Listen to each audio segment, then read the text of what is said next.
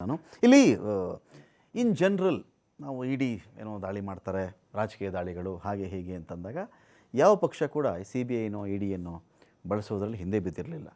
ನೀವೊಂದು A B C D ಮಾಡಿದರೆ ಅವ್ರು ಪಿ ಎಚ್ ಡಿ ಮಾಡಿರ್ಬೋದು. ನೀವು ಎ ಬಿ ಸಿ ಡಿ ಮಾಡಿದರೆ E D C B I ವಿಚಾರದಲ್ಲಿ ಬಿ ಜೆ ಪಿಯವ್ರು ಪಿ ಎಚ್ ಡಿ ಮಾಡಿರ್ಬೋದು. ವ್ಯತ್ಯಾಸ ಇಷ್ಟೇ, ಪ್ರಮಾಣದಲ್ಲಿ ವ್ಯತ್ಯಾಸಗಳಿರಬಹುದು.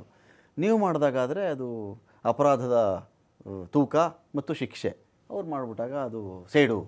ಹಾಗೆ ದೇಶಾದ್ಯಂತ ಪ್ರತಿಭಟನೆ ಆಗಬೇಕು, ಬಿಡಬೇಡಿ ಎಲ್ಲ ಕಡೆ ಪ್ರತಿಭಟನೆ ಮಾಡಿದರೆ. ಈಗ ನೀವು ಒಂದು ಅಂಕಿಅಂಶ ಕೂಡ ಉಲ್ಲೇಖ ಮಾಡ್ತಾ ಇದ್ದೀರಿ. ಕರೆಕ್ಟ್. 5297 ಕೇಸ್ಗಳಲ್ಲಿ 45 ಕೇಸ್ ಅನ್ನೋದು 1%ಗಿಂತ ಕಡಿಮೆ. 1%ಗಿಂತ ಕಡಿಮೆ. ಅದೇನು ಇವರು ಪೂರ್ಣ ಪ್ರಮಾಣದಲ್ಲಿ ತನಿಖೆಯನ್ನು ಮುಗಿಸಿರೋದು ಅಂತ. 1%ಗಿಂತ ಕಡಿಮೆ 10 ವರ್ಷಗಳಲ್ಲಿ. ಓಕೆ, ಆಯ್ತಾ?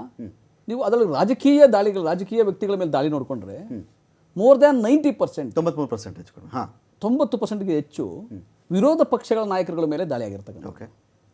ಅದರೊಳಗೆ ನೋಡಿ, ಈಗ ನಾನು ಒಂದು ಕೇಸ್ ನಿಮಗೆ ರೆಫರ್ ಮಾಡ್ಬೋದು. ಮೊನ್ನೆ ಸಿದ್ದರಾಮಯ್ಯನವರ ಮೂಡಾ ಕೇಸು ಒಂದು ಸಿವಿಲ್ ಡಿಸ್ಪ್ಯೂಟು. ಆ ಥರ ಸಿವಿಲ್ ಡಿಸ್ಪ್ಯೂಟು ಕರ್ನಾಟಕದಲ್ಲಿ ಸಾವಿರಾರಿದೆ. ಎಲ್ಲ ಕೇಸ್ಗಳಿಗೂ ಇಡಿ ಎಂಟರ್ ಆಗೋದಾದ್ರೆ ಲಾಜಿಕೇ ಇಲ್ಲ, ಹೈಲಿ ಇಲ್ಲಾಜಿಕಲ್ ಆಗುತ್ತೆ. ಇಲ್ಲ ನೀವು ಕೇಂದ್ರ ಸರ್ಕಾರ ಕೇಳಿದೆ, ನಾನು ಅದನ್ನು ವೆಂಕಟೇಶ್ ಅವರು ಕೇಳಿದೆ.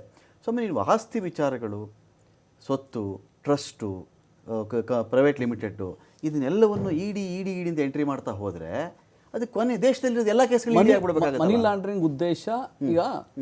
ಈಗ ಈ ಪ್ರಕರಣದಲ್ಲಿ ಬರಬಾರ್ದು ಅಂತ ಹಾಗಾದ್ರೆ ಇಡಿ ವಿಚಾರದಲ್ಲಿ ಸ್ವತ್ತು ಅನ್ನೋದೆಲ್ಲೂ ಇರಬಾರ್ದು, ಸ್ಥಿರಾಸ್ತಿ ವಿಷಯನೇ ಬರಬಾರ್ದು, ಬರೀ ನಗದು ಅಂತ ಇರಬೇಕು ಅಂತ ಇಲ್ಲ. ಆ ರೀತಿ ಅಲ್ಲ. ಈಗ ಮನಿ ಲಾಂಡ್ರಿಂಗ್ ಆಕ್ಟ್ ಇದಕ್ಕೂ ಅಪ್ಲೈ ಆಗುತ್ತೆ ಅನ್ನೋದಾದ್ರೆ ಇದರ ಎಲ್ಲ ಪ್ರಕರಣಗಳಿದ್ದಾವೆ. ಮನೆ ಯಡಿಯೂರಪ್ಪನವರ ಮೇಲೆ ಡಿನೋಟಿಫಿಕೇಶನ್ ಮಾಡಿದಾಗ ಅವ್ರ ಮೇಲೆ ಪ್ರಕರಣಗಳಿದ್ದಾವೆ, ಲ್ಯಾಂಡ್ದು. ಕುಮಾರಸ್ವಾಮಿಯವ್ರ ಮೇಲೆ ಪ್ರಕರಣ ಇದೆ, ಗಂಗೆನಲ್ಲಿ 1 ಎಕರೆ 11 ಗುಂಟೆದು ಪ್ರಕರಣ ಇದೆ. ಯಡಿಯೂರಪ್ಪ A1, ಕುಮಾರಸ್ವಾಮಿ A2 ಆ ಕೇಸ್ನಲ್ಲಿ ಇವರು ಬೇಲಲ್ಲೇ ಇರೋದು. ಆ ಪ್ರಕರಣ ಇನ್ನೂ ಜೀವಂತ ಇದೆ. ಅದರೊಳಗೆ ಯಾಕೆ 100 ಕೋಟಿ ಸರ್ಕಾರಕ್ಕೆ ನಷ್ಟ ಆಯ್ತಲ್ಲ, ಹಂಗಾರೆ ಯಾಕೆ ಅದಕ್ಕೆ ಇಡಿ ಬರಬಾರ್ದು? ಎಲ್ಲ ಕೇಸ್ಗಳಿಗೂ ಇಡಿ ಬರೋದಾದ್ರೆ ಅರ್ಥ ಇರೋದಿಲ್ಲ. ಬೇರೆ ತನಿಖಾ ಸಂಸ್ಥೆಗಳಿಗೆ ಯಾರೊಳಗೆ ನೋಡಿ, ನ್ಯಾಷನಲ್ ಹೆರಾಲ್ಡ್ ಅಲ್ಲಿ ಇಡಿನೂ ಬಿಟ್ಬಿಡೋಣ, CBI ಬಿಟ್ಬಿಡಿ, ಯಾವುದೇ ತನಿಖೆ ಆಗಲಿ. ನೋಡ್ರಿ, ನಂಬರ್ 1 ಎಜೆ ಅನ್ನೋದು ಲಾಭಕ್ಕೆ ಮಾಡ್ತಾ ಇರ್ತಕ್ಕಂಥ ಸಂಸ್ಥೆ ಅಲ್ಲ, ಉದ್ಯಮ ಅಲ್ಲ. ಆ ಸಂಸ್ಥೆ ತೀವ್ರ ಆರ್ಥಿಕ ನಷ್ಟ ಆಗ್ತಿತ್ತು. ಆ ಸಂಸ್ಥೆಯನ್ನು ಉಳಿಸಬೇಕು ಅಂತ ಥ್ರೂ ಯಂಗ್ ಇಂಡಿಯಾ ಉಳಿಸೋಕೆ ಪ್ರಯತ್ನ ಮಾಡಿದೆ ಹೊರತು ಯಾವುದೋ ವ್ಯಕ್ತಿಗತ ಲಾಭಕ್ಕಾಗಿ ಮಾಡುವಂಥದ್ದಲ್ಲ. ಅದು ಉದ್ಯಮ ಮಾಡಿ ಅಲ್ಲಿ ಲಾಭ ಮಾಡ್ಕೊಬೇಕಂದ್ರೆ ಲಾಭಾಂಶಕ್ಕೆ ಅಲ್ಲ. ಆಗ್ಬೋದು 50 ಲಕ್ಷಕ್ಕೆ. ಈಗ ರಾಹುಲ್ ಗಾಂಧಿಯವರು, ಸೋನಿಯಾ ಗಾಂಧಿಯವರು ಸ್ಟೇಕ್ ಹೋಲ್ಡರ್ ಆದ್ರೆ ಇಷ್ಟೇ ಪರ್ಸೆಂಟೇಜ್ ಅಂತ ತೀರ್ಮಾನ ಮಾಡೋಕ್ಕೆ ಯಾರು ಬಿಜೆಪಿ ನಾಯಕರಿಗೆ ಯಾರಿಗೂ ಅಧಿಕಾರ ಇಲ್ಲ. ಯಂಗ್ ಇಂಡಿಯಾದ್ದು ಇವ್ರಿಗೆ ಯಾರಿಗೂ ಅಧಿಕಾರ ಇಲ್ಲ. ಅದಕ್ಕೆ ಎಜೆಯಲ್ಲಿ ಇವ್ರು ಯಾರು ಸ್ಟೇಕ್ ಇರಲಿಲ್ಲ. ಯಾರು ಮೆಂಬರು ಇರಲಿಲ್ಲ. ಬಿಜೆಪಿನಲ್ಲಿ RSS ನವರು ಯಾರು ಮೆಂಬರ್ ಇರಲಿಲ್ಲ. ಇವತ್ತು RSS ಇಡೀ ದೇಶದಲ್ಲಿ ಸಾವಿರಾರು ಕೋಟಿ ಪ್ರಾಪರ್ಟಿ ಇದೆಯಲ್ಲ, ಎಲ್ಲಿಂದ ಬಂತದು? ಏನ್ ದುಡಿದು ಇವ್ರ ಜೀವನದಿಂದ ಹಾಕಿರೋದ? ಎಲ್ಲ ಅಲರ್ಟ್ ಮಾಡಿರ್ತಾನೆ. ಸುಪ್ರೀಂ ಕೋರ್ಟ್ ಹೋದ್ರ ನೀವು? ಅಲ್ಲ, ಚರ್ಚೆ ಆಗ್ತಾ ಇದೆ. ಒಂದು ದಿನ ಇವೆಲ್ಲ ಇದೇ ರೀತಿಯ ದ್ವೇಷ ರಾಜಕಾರಣ ನಡೀತಾ ಇದ್ರೆ, ಇಡಿಗಳನ್ನ ದುರುಪಯೋಗ ಮಾಡ್ಕೊಂತಾ ಇದ್ರೆ, ಇದೇ ರೀತಿಯ ವಿರೋಧ ಪಕ್ಷ ನಾಯಕರುಗಳಿಂದ ಇವರು ದಬ್ಬಾಳಿಕೆ ಮುಖಾಂತರ ಹತ್ತಿಕ್ಕೆ ಪ್ರಯತ್ನ ಮಾಡ್ತಾ ಇದ್ರೆ, ಮುಂದೊಂದು ಚಕ್ರ ಅಲ್ಲ ಇದು. ಮುಂದೊಂದು ದಿನ ಇವ್ರು ಕೆಳಗಿಳಿಬೋದು, ಸರ್ಕಾರದ ಕೆಳಗಿಳಿದಿಲ್ವ ಇವರು, ಅವಾಗ ಇವ್ರ ಮೇಲೆ ಕೇಸ್ಗಳು ಬರಲ್ವಾ? ಇದೇ ರೀತಿ ಯಾರಾದ್ರೂ ಉದ್ದೇಶಪೂರ್ವಕ ಕೆಲಸ ಮಾಡಿದ್ರೆ ಆಗುತ್ತೆ. RSS ಎಲ್ಲಿಂದ ಸಂಪಾದನೆ ಮಾಡ್ತು, ಯಾವ ಕಾಲದ ಸಂಪಾದನೆ ಮಾಡ್ತು, ಎಲ್ಲಿತ್ತು ಪ್ರಾಪರ್ಟಿ, ಹೆಂಗ್ ಬಂತು, ಎಲ್ಲಿಂದ ವರ್ಗಾವಣೆ ಆಯ್ತು.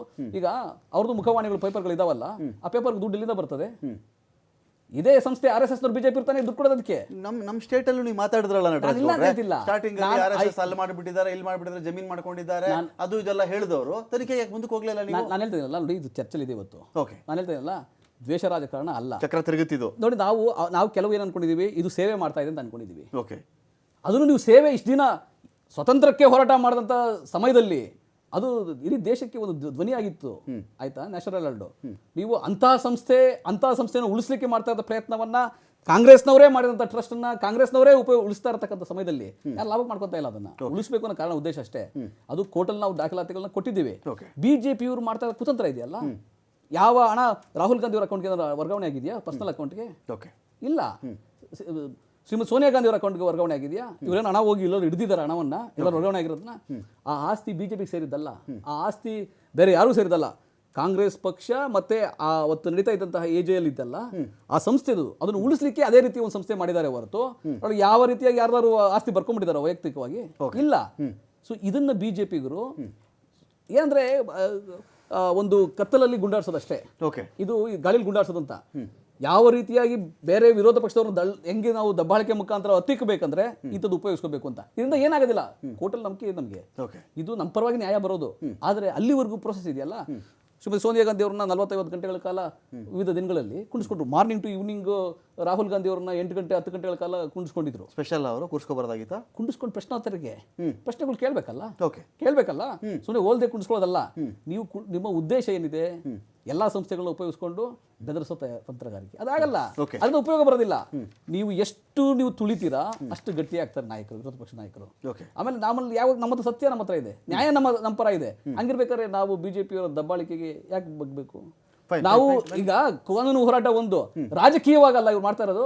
ಆ ರಾಜಕೀಯ ಹೋರಾಟ ಇದೆಲ್ಲ ಅದಕ್ಕೆ ಪ್ರೊಟೆಸ್ಟ್ ಮಾಡ್ತಾ ಇರೋದು. ಇವ್ರು ಪ್ರೊಟೆಸ್ಟ್ ಯಾಕೆ ಮಾಡ್ತಿದ್ರು ಅಂತ ಕೇಳ್ತಾರೆ. ಪ್ರೊಟೆಸ್ಟ್ ಮಾಡ್ತಾ ಇರೋದು ಬಿಜೆಪಿ ಮೇಲೆ. ನಿಮ್ ಇಡಿ ಏನು ಇಡಿ ಸ್ವತಂತ್ರವಾಗಿದೆ ಅಂತ ಅನ್ಸುತ್ತೆ ಯಾರು? ಇಡೀ ದೇಶದಲ್ಲಿ ಯಾರಿಗಾರ ಅನ್ಸುತ್ತಾ? ಹೋಗಿ ಈ ಬಿಜೆಪಿ ನಾಯಕರಿಗೆ ಅನ್ಸುತ್ತೆ ಯಾವ ಕೇಸಲ್ಲದ ಕೇಸ್ಗೆ ಇಡಿ ಎಂಟ್ರಿ ಆಗ್ತದಲ್ರಿ ಅಂತಾರೆ ಬಿಜೆಪಿ ನಾಯಕರು. ಮುಡಾ ಕೇಸ್ಗೆ ಇಡಿ ಎಂಟ್ರಿ ಆಗ್ತದಲ್ರಿ ಅಂತ ನಗೆ ಪಾಟ್ಲದು ಅಂತ ಹೇಳ್ತಾರೆ. ಹಂಗೆ ಇಡಿಯನ್ನ ಇವ್ರು ದುರುಪಯೋಗ ಮಾಡ್ಕೊತಾ ಇದ್ದಾರೆ. ಈ ದುರುಪಯೋಗದ ವಿರುದ್ಧ, ಬಿಜೆಪಿಯ ವಿರುದ್ಧ, ಅವರ ಷಡ್ಯಂತ್ರದ ವಿರುದ್ಧ ಹೋರಾಟವನ್ನ ಜನಸಾಮಾನ್ಯರಲ್ಲೂ ಹೋರಾಟವನ್ನು ಮೂಡಿಸಬೇಕಲ್ಲ, ಅದಕ್ಕಾಗಿ ಈ ಹೋರಾಟ.